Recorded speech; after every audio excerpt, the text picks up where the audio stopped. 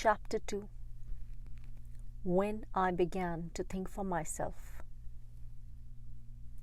When I began to think for myself, which has been now for some years past, I found myself in revolt. I was not satisfied by any teachings, by any authority. I wanted to find out for myself what the world teacher meant to me and what the truth was behind the form of the world teacher. Before I began to think for myself, before I had the capacity to think for myself, I took it for granted that I, Krishnamurti, was the vehicle of the world teacher, because many people maintained that it was so. But when I began to think, I wanted to find out what was meant by the world teacher, what was meant by the taking of a vehicle by the world teacher, and what was meant by his manifestation in the world. I am going to be purposefully vague, because although I could quite easily make it definite, it is not my intention to do so, because once you define a thing, it becomes dead. If you make a thing definite, at least that is what I maintain, you're trying to give an interpretation which in the minds of others will take a definite form, and hence they will be bound by that form from which they will have to liberate themselves. What I am going to tell you is not an authority, and you must not obey, but understand. It is not a question of authority, nor of set lines which you must follow blindly. That is what most of you are wanting. You want me to lay down the law. You want me to say, I am so and so that you can say, all right, we will work for you. That is not the reason why I am explaining, but it is in order that we should understand each other, that we should help each other. I would make you see things now which you may see for yourselves, perhaps in this life or in some future life.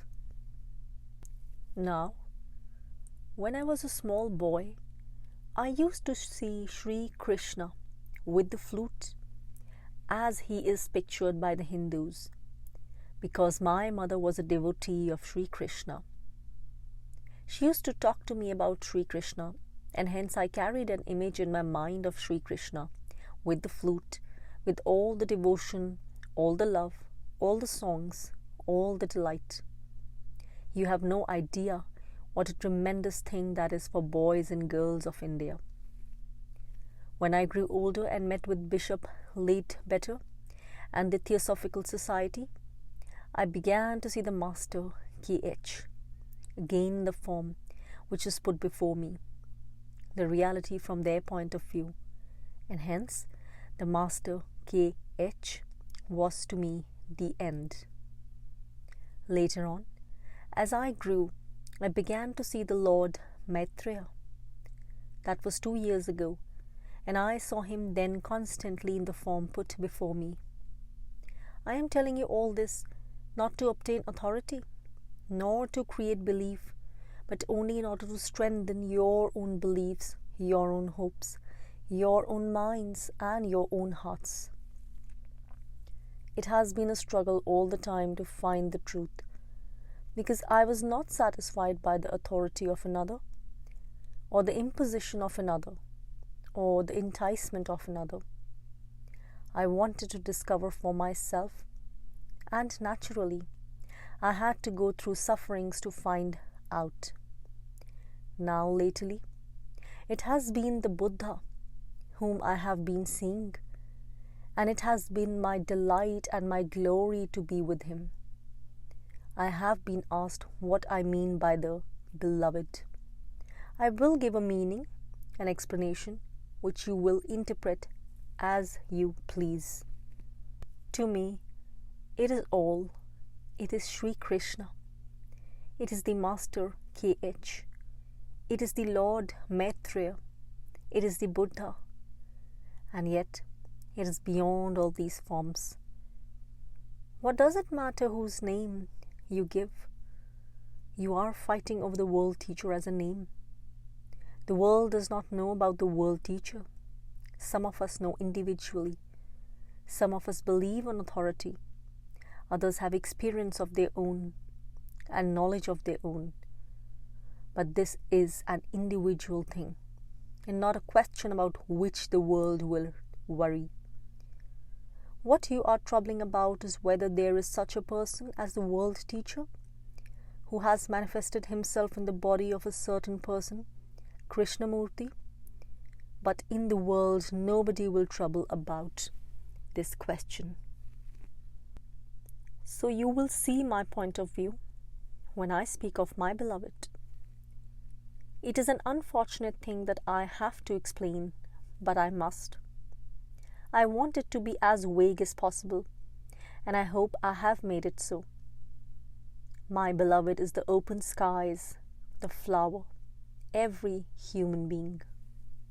I said to myself, until I become one with all the teachers, whether they are the same is not of great importance. Whether Sri Krishna, Christ, the Lord Maitreya are one is again a matter of no great consequence. I said to myself, as long as I see them outside as in a picture, an objective thing, I am separate. I am away from the center. But when I have the capacity, when I have the strength, when I have the determination, when I am purified and ennobled, then that barrier, that separation will disappear.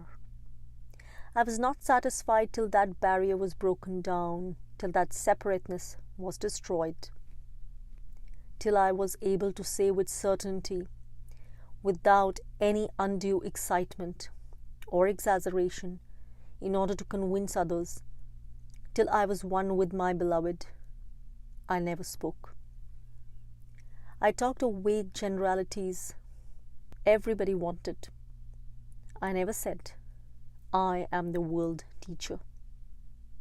But now that I feel I am one with my beloved, I say it, not in order to impress my authority on you, nor to convince you of my greatness, nor of the greatness of the world teacher, nor even of the beauty of life, the simplicity of life, but merely to awaken the desire in your own hearts and in your own minds to seek out the truth.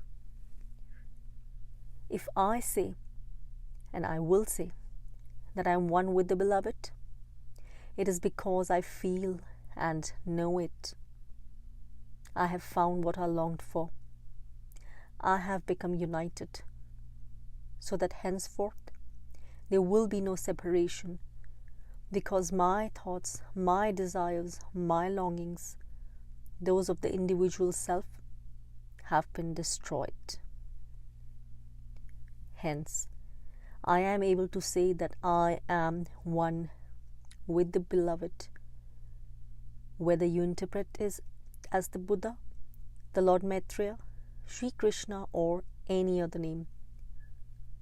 For 16 years you have worshipped the picture, which is not spoken, which you have interpreted as you pleased, which has inspired you, given you tranquility, given you inspiration in moments of depression. You were able to hold to that picture because that picture did not speak. It was not alive. There was nothing to be kept alive. But now that the picture which you have worshipped, which you have created for yourselves, which has inspired you, becomes alive and speaks, you say, can that picture which I worshipped be right? Can it speak? Has it any authority? Has it the power to represent the world teacher? Has it the magnitude of his wisdom, the greatness of his compassion, fully developed? And can it manifest in one individual? These, of course, are questions which you must solve for yourselves. You remember the well-known story by Dostoevsky, in which the Christ reappears? He had been preaching, and he went at last to Rome, and the Pope invited him, and in secrecy fell on his knees and worshipped and adored him, but kept him imprisoned. He said, "We worship you in secrecy.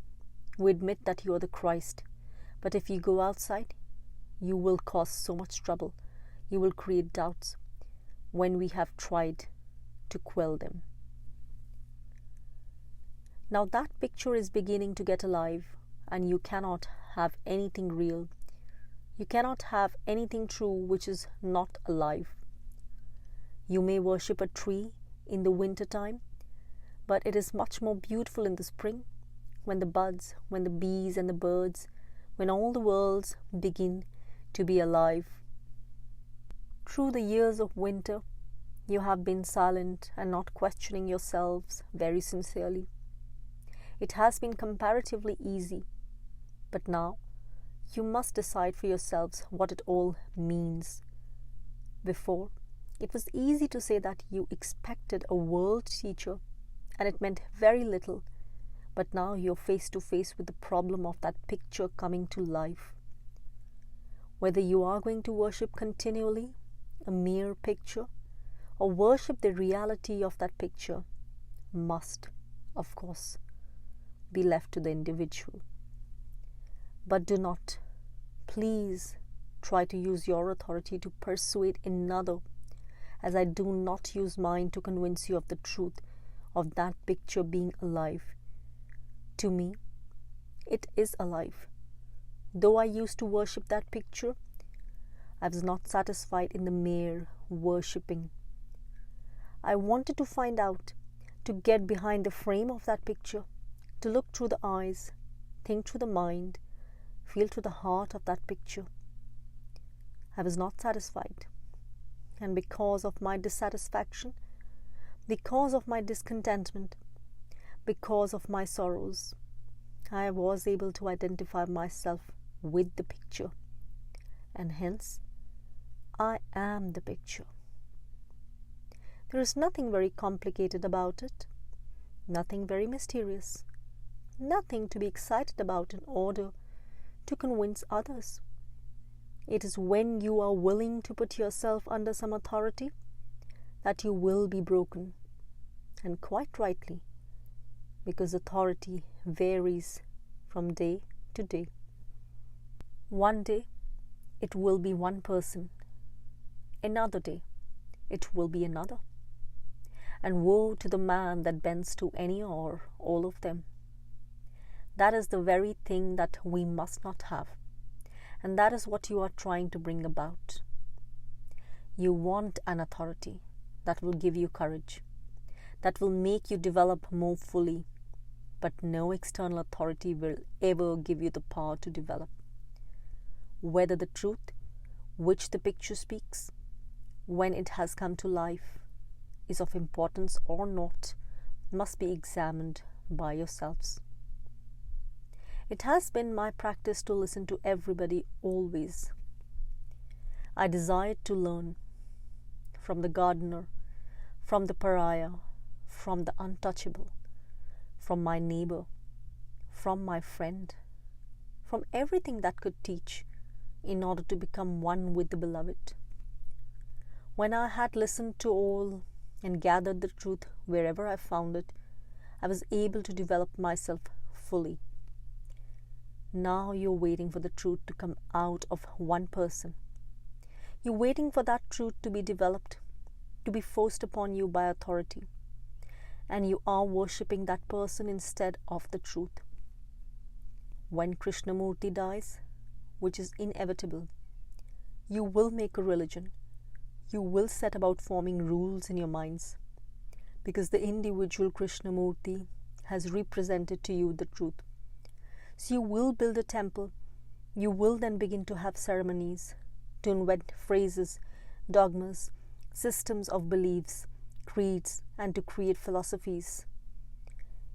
If you build great foundations upon me, the individual, you will be caught in that house, in that temple. So you will have to have another teacher to come and extricate you from that temple, pull you out of that narrowness in order to liberate you. But the human mind is such that you will build another temple round him, and so it will go on and on.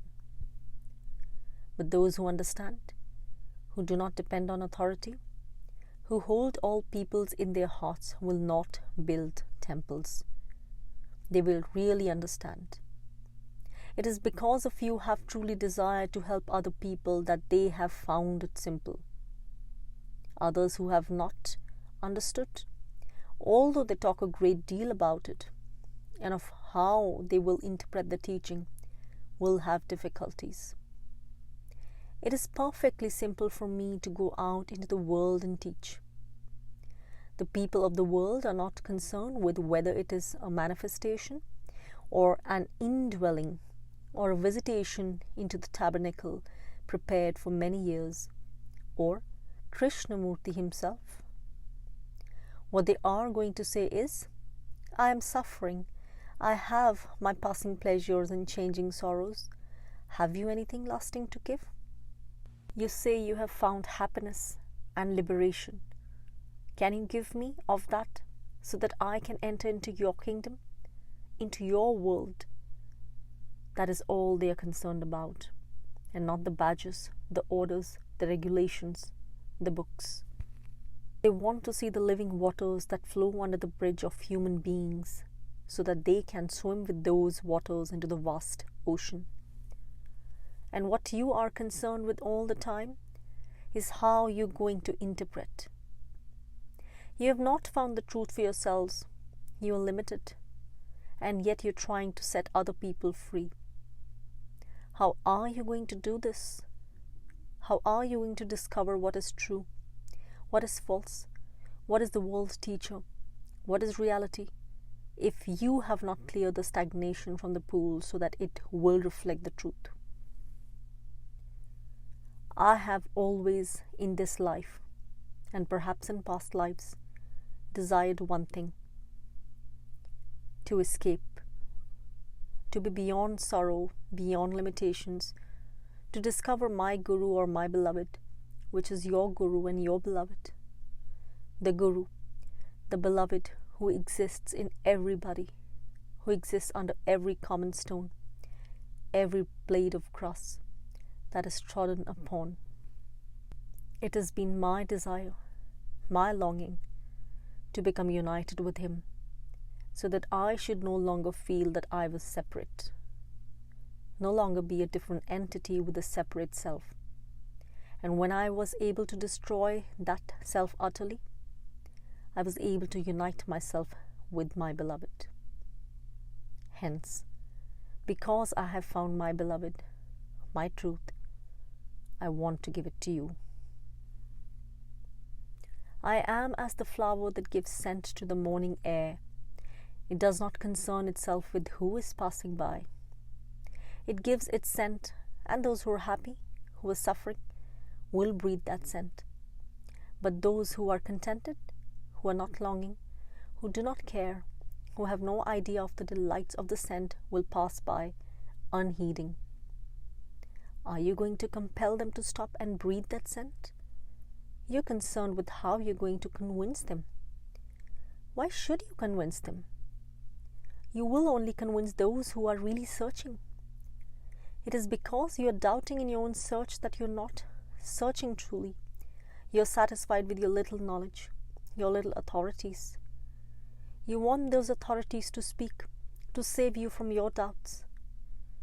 Suppose a certain person was able to tell you that I am the world teacher. In what way would it help? In what way would it alter the truth?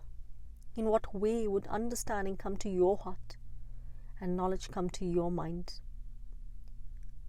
If you depend on authority, you will be building your foundations on the sands, and the wave of sorrow will come and wash them away.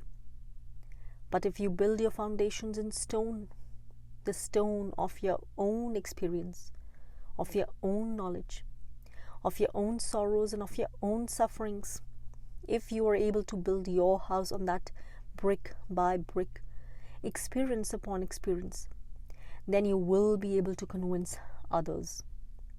Up till now, you have been depending on the two protectors of the order for authority, on someone else to tell you the truth, whereas the truth lies within you, in your own hearts, in your own experience. You will find the truth, and that is the only thing of value.